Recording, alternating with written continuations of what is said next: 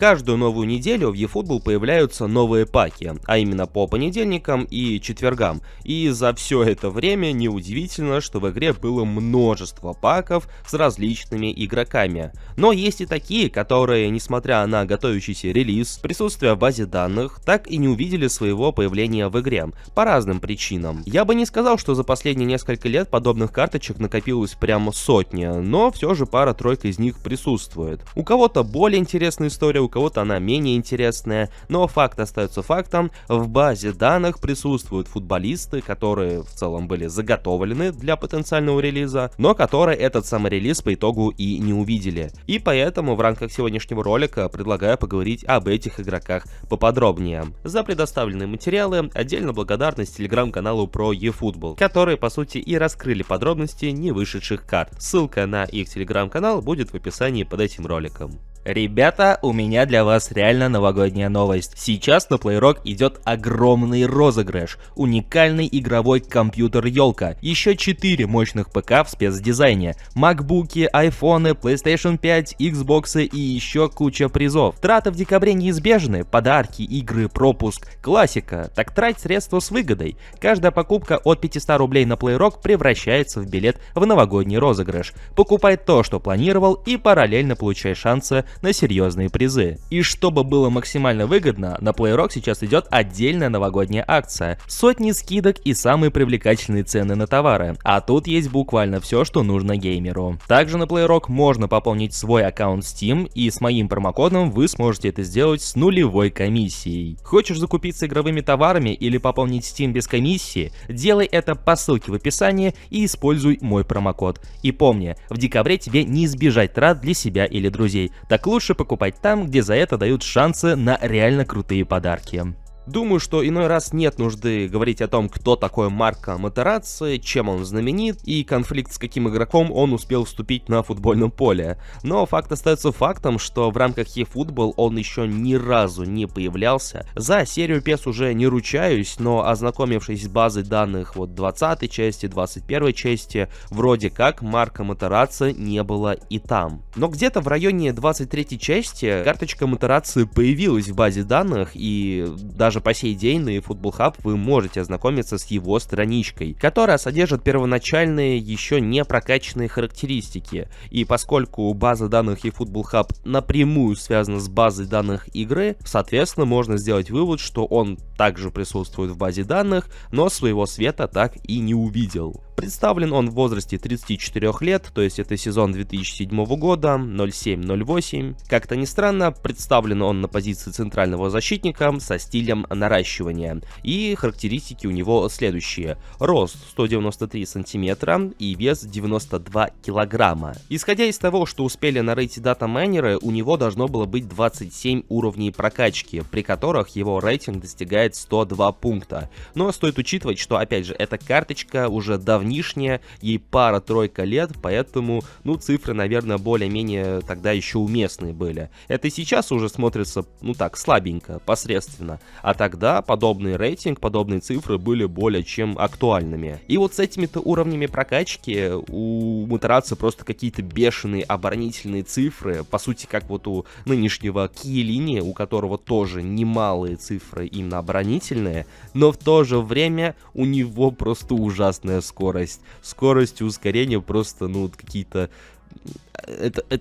Это вообще как-то трудно описать словами, если честно. Но в то же время имеется приемлемая такая устойчивость при толчках и игра головой. Опять же, учитывая рост Марко Матерацци. И получается, что в игре мы так и не увидели достаточно габаритную модельку, но которая в то же время, скорее всего, была бы неповоротливой и крайне медленной. Но опять же, стоит учитывать, что это карточка 2-3 годичной давности, и подобные цифры, именно скорости и ускорения, были, тоже плохими, скажем так, но не настолько определяющими, как вот в последние геймплеи, когда центрбэков прям намеренно перекачивали под более скоростную игру. И я более чем уверен, что если бы Марко Матерацци продолжал бы появляться в игре с каждой последующей частью, с более актуальными версиями карточек, то и, скорее всего, скорость с ускорением ему бы, приподняли, и цифры были бы не настолько плохими, а габаритная моделька с хорошими оборонительными цифрами так и продолжала бы появляться время от времени в игре. И вот если в случае с Марко Матерацци не совсем понятно, почему он так и не появился в игре, то в случае с Антони Марсиалем и Ансу Фати причина более чем не то чтобы резонная, но отчасти понятная. Ибо что первый, что второй — это бигтаймовские игроки, которые планировались в рамках отдельных бигтаймовских паков партнерских команд, именно Барселоны и Манчестер Юнайтеда. Как вы все знаете, в паках присутствуют по 3 улучшенных игрока, если речь идет о паке из 150 футболистов. Есть, конечно, и иные случаи, когда есть пак на 200, 250 футболистов, и там улучшенных игроков намного больше. Но в рамках именно паков на 150 футболистов улучшенных только 3, тогда как каждый раз перед появлением вот этих вот бигтаймовских партнерских паков появлялось не 3 улучшенных игрока от той или иной команды, а по 4 игрока. И поэтому Konami приходилось кого-то банально убирать из этой четверки. И вот такими игроками как раз стали Антони Марсиаль и Ансу Фати, которые появились в базе данных, которые также планировались к релизу, но по итогу от них отказались. И начнем мы с Антони Марсиаля, который был представлен на позиции центрального нападающего со стилем охотник за голами. Его карточка отсылается к дебютному сезону за Манчестер Юнайтед сезона 15-16, когда он был еще 19-летним шкетом, который перешел за немалую сумму из Монако. Как было установлено в ходе дата-майнинга, у Марсиаля должно было быть 32 уровня прокачки, при которых бы он достигал 102 пункта рейтинга при нынешних обстоятельствах, с нынешними тренерами. И, наверное, как и в случае с Матерацци, можно сказать, что разброс очков у Марсиаля достаточно странноватый. То есть для нападающего у него отличные цифры скорости ускорения, реализации, дриблинг, баланс тела, неплохая сила удара, но в то же время умение атаковать даже и близко не к бирюзовой зоне. Про пас низом вообще говорить ничего не приходится. Марсиаля оценивают на уровне того же Инзаги, который, по мнению Konami, вообще пасоваться не умел. Ну и в то же время слабая подкрутка и слабая выносливость. Понятное дело, 19-летний шкет, но выносливость для нападающего можно было бы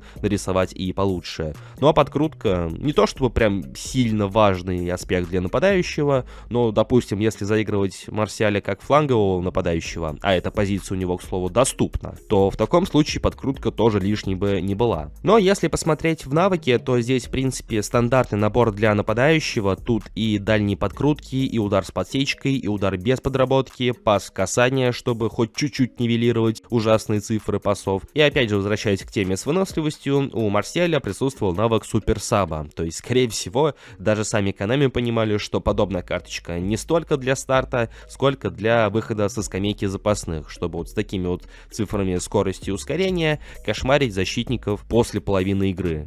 Ну и последний игрок на сегодня — это Ансу Фати, которого постигла такая же участь, как и Антони Марсиаля. Причем, если в случае с Марсиалем понятно, почему так получилось, то вот в случае с Ансу Фати, который как бы был амбассадором eFootball, был амбассадором Konami, точнее он сотрудничал с Konami, почему его постигла подобная участь, не совсем понятно. Возможно, хайп по нему подутих, но факт остается фактом, эта карточка также не увидела свет. И в отличие от Матерацци с Марсиалем, как будто бы у Ансу Фати более-менее сбалансированные цифры, которые мы привыкли наблюдать у тех же самых вингеров. К слову, да, Ансу Фати был представлен как левый нападающий со стилем продуктивный вингер. И более-менее стандартный разброс цифр для вингера у него присутствует. Высокие цифры скорости ускорения, сильная сила удара, извините за тавтологию, и неплохое взаимодействие с мячом, контроль и дриблинг. Чуть-чуть поскромнее выглядят пасы, но в принципе это не так критично, слава богу, что они у него вообще имеются. Неплохая выносливость и посредственная подкрутка. Ну и так же, как у Марсиаля, слабая выносливость. То есть по факту получается, что мы лишились в паке вот такого бегунка, который техничный, который по идее может пробить и в редких случаях может исполнить, передачу, потому что если пытаться навешивать за подобную карточку с подобными цифрами, навесы там были бы скорее всего посредственные. И так же, как и в случае с Антони, у Ансу Фати был навык суперсаба, то есть если он тогда не подходил людям под основу, то его, в принципе, можно было бы использовать со скамейки запасных. В то же время, несмотря на слабую подкрутку, у Ансу Фати были дальние подкрутки в виде навыка, и при имеющихся цифрах силы удара, в принципе, наверное, это было компромиссным вариантом. то же время у него также присутствовали дальние удары и удар с наклевом. Ну а не самые высокие цифры паса низом нивелировались пасами в разрез. И по итогу получаем, что мы потеряли, возможно, не самые метовые модельки, не самые метовые карточки, но как минимум интересные варианты. Как, например, в случае с Матерацци, у которого габаритная моделька для центра обороны, но в то же время не самая быстрая. То есть он бы, скорее всего, был бы как какой-нибудь Ван Бюйтен или нынешний Киелини, которые тоже и габаритные, с высокими цифрами, оборонительными, но с не самой выразительной скоростью. Тогда как Ансу Фати и Марсиаль — это такие суперсабы бегунки, которые, наверное, сильно бы разницу не сделали, но по фану, для тех же самых фанатов Барселоны и Юнайтеда, соответственно, ну, было бы интересно покрутить. Ну а в комментариях под этим роликом буду ждать вашу обратную связь по подобному видео, интересна ли вам подобная тема, и стоит ли обращаться к подобным карточкам, которые так и не увидели свет, но которые присутствуют в базе данных, чтобы рассказать еще про кого-нибудь, когда информация появится. В общем, пишите, ставьте лайк под этим роликом, ваша поддержка и ваша обратная связь очень важны.